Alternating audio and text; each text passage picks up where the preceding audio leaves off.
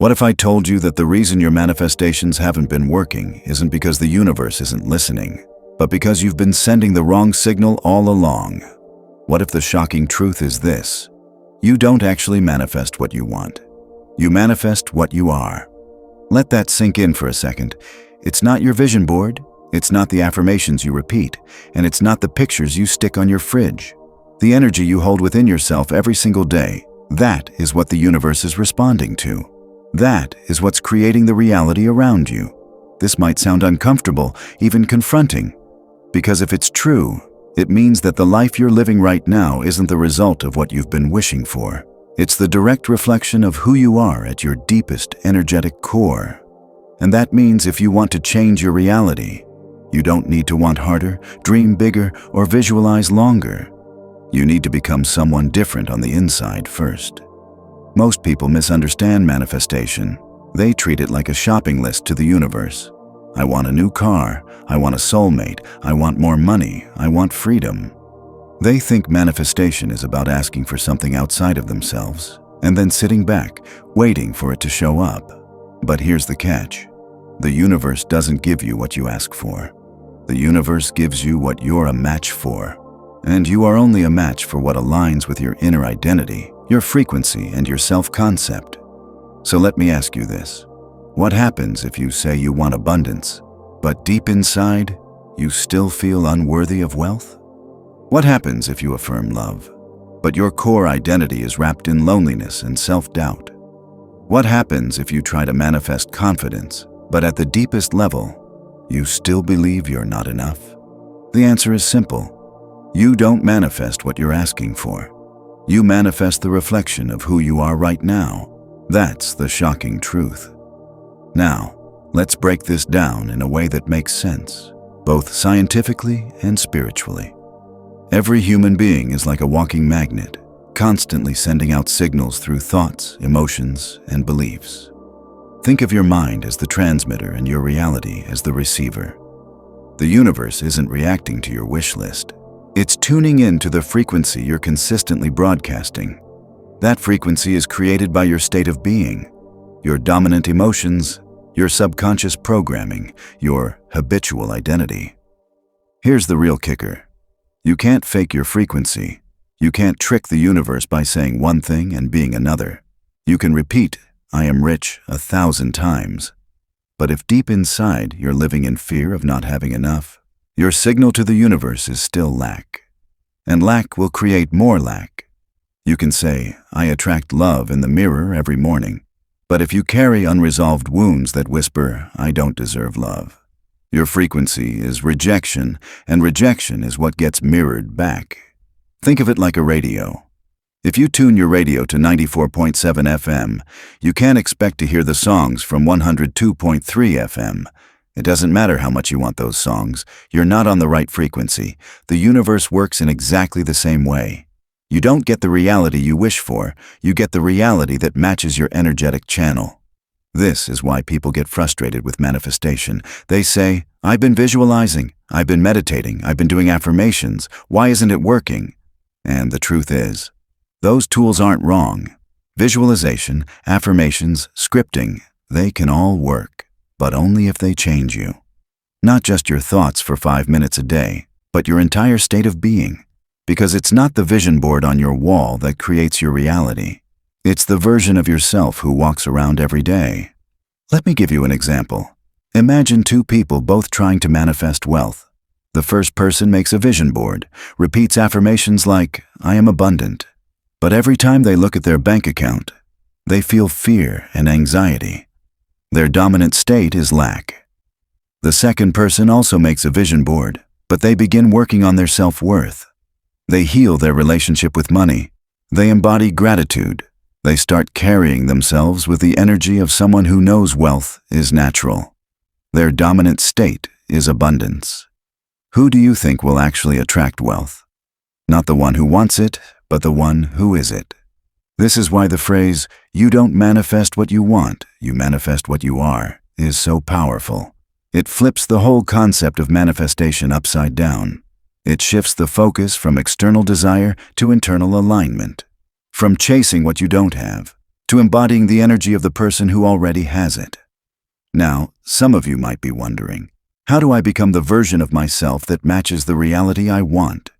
How do I actually transform my state of being so that manifestation works for me? That's exactly what we're going to explore in this series. But first, you need to deeply understand this truth. Wanting is not enough. Wanting actually creates more of not having. Why? Because when you say, "I want something," you're acknowledging you don't already have it. And that energy of lack keeps you locked out of your desired reality. This is why so many people spend years chasing their desires, only to stay stuck in the same patterns. They never realize that the missing piece isn't wishing harder, it's becoming different. Desire is the spark, but identity is the fire. And until your identity shifts, your reality won't either. Let me ask you a question right now. Who are you being today? Are you being someone aligned with abundance, love, confidence, and freedom? Or are you being someone aligned with lack, doubt, fear, and waiting? Because your external world is nothing more than a mirror of your internal world. Every relationship, every opportunity, every setback, every breakthrough, it's all reflecting your current energetic identity back to you. This might feel uncomfortable. It might make you think about all the times you blamed circumstances, luck, or timing. But here's the empowering part. If your reality is a reflection of who you are, that means you have the power to change it at the deepest level. You don't need to control the outer world. You don't need to force outcomes. You just need to become the version of yourself who naturally attracts the reality you want. And once you really understand this, manifestation stops being a mystery. It stops being about hoping and waiting, and it starts being about embodying and allowing. That's the real secret. You don't manifest by chasing, you manifest by aligning. You don't manifest by wishing, you manifest by being. So, in this journey we're starting together, we're going to go deep into what it means to shift from wanting to being. We're going to uncover how your subconscious mind has been programming your frequency for years without you realizing it. We're going to look at the science of how your emotions create your electromagnetic field. And we're going to explore spiritual principles that ancient traditions have known for centuries. That your inner world is the blueprint for your outer world. By the end of this series, you'll know exactly why your past manifestations didn't work. And more importantly, you'll know how to finally step into the version of yourself who naturally attracts the life you've been dreaming of. Not because you're begging the universe for it, but because you've become a vibrational match for it. So let me repeat this one more time, because it's the foundation for everything that comes next. You don't manifest what you want, you manifest what you are.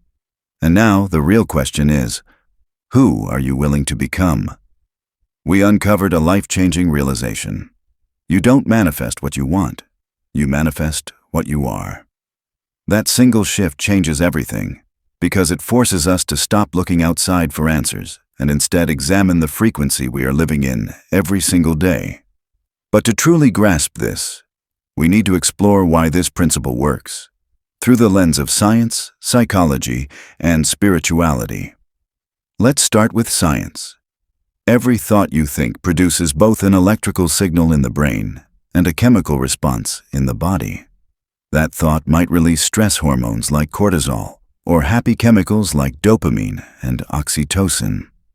Over time, your repeated thoughts and emotions shape your baseline state. But what many people don't realize is that these emotions don't just stay inside you, they radiate outward.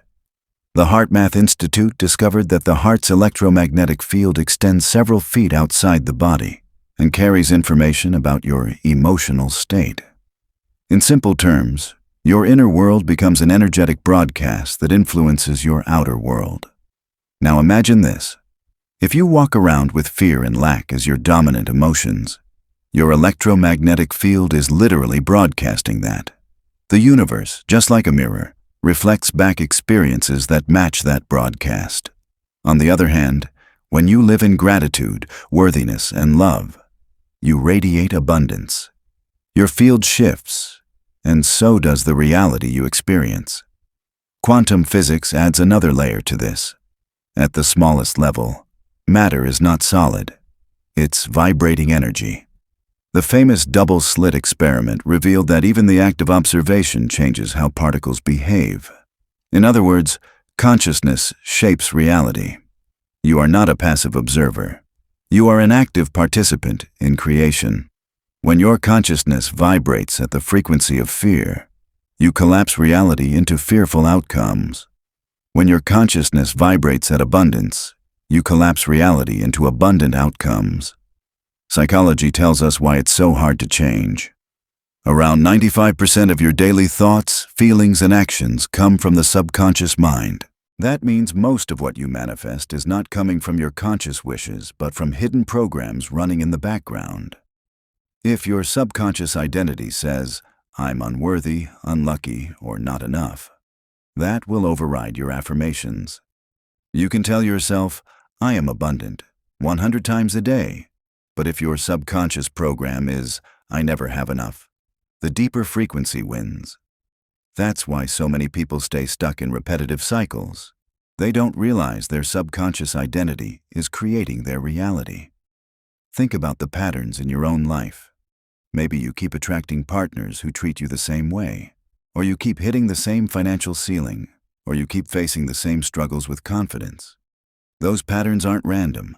They are proof that your subconscious programming hasn't changed.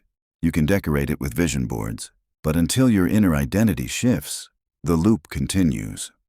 Now let's weave in spirituality. Ancient wisdom traditions have been saying the same thing for thousands of years. Buddhism teaches, "With our thoughts, we make the world." The Bible says, "As a man thinketh in his heart, so is he." Hindu philosophy describes Atman, the inner self, as the seed of outer creation.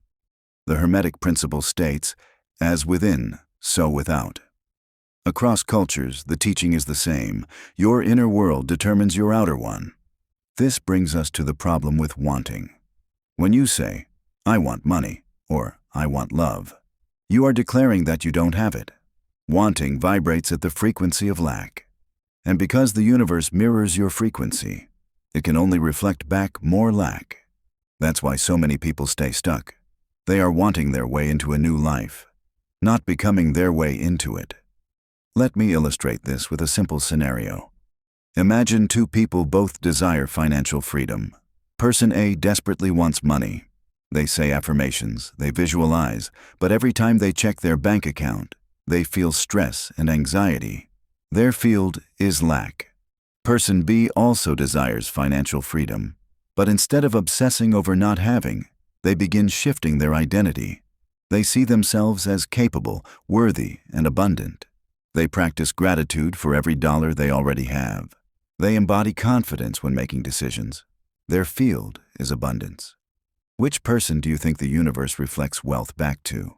It's always the one who is abundance, not the one who just wants it. Identity is the key. Your identity is like the thermostat of your life. Even if you manifest a temporary breakthrough, if your identity is still set to lack, you'll eventually sabotage yourself back down. Neuroscience shows us why. Your brain's neuroplasticity locks in patterns. But the exciting news is that with repetition and emotion, you can rewire those patterns. When you repeatedly act, feel, and think like the version of yourself who already has what you desire, your brain literally builds new neural pathways. Over time, that identity becomes your new baseline. This is why alignment is so crucial. Alignment means your thoughts, emotions, beliefs, and actions are in harmony. When you're aligned, manifestation feels effortless because you're no longer fighting yourself. Gratitude is one of the fastest ways into alignment because it shifts your focus from absence to presence, instantly raising your vibration. So the truth of part 2 is this. Manifestation doesn't fail because the universe is ignoring you. It fails because your inner state is misaligned with your desires.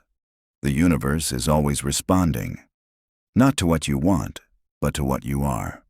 Understanding the theory is powerful, but true change only happens when you embody it.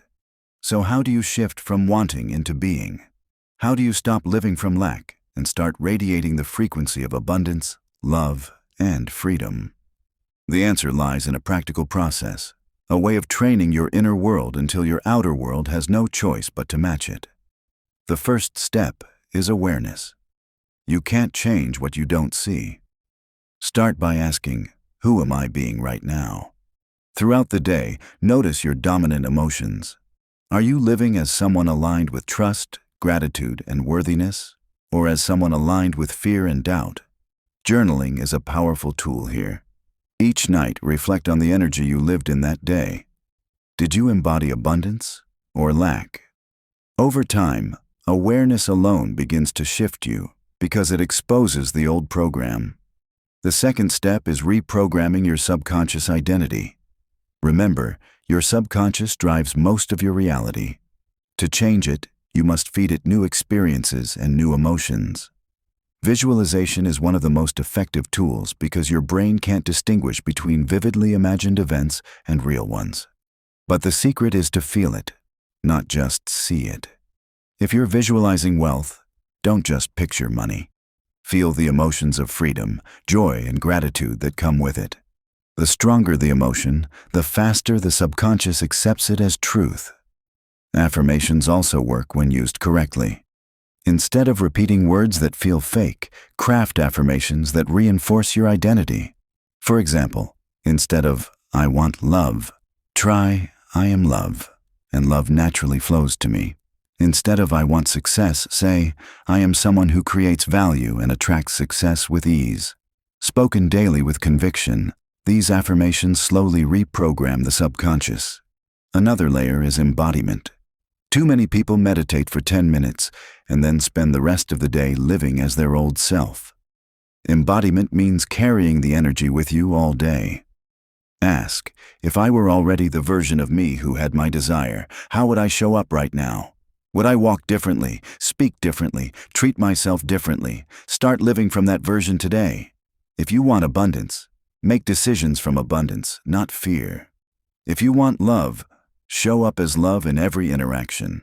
If you want health, embody vitality in your choices. Step 4 is emotional mastery.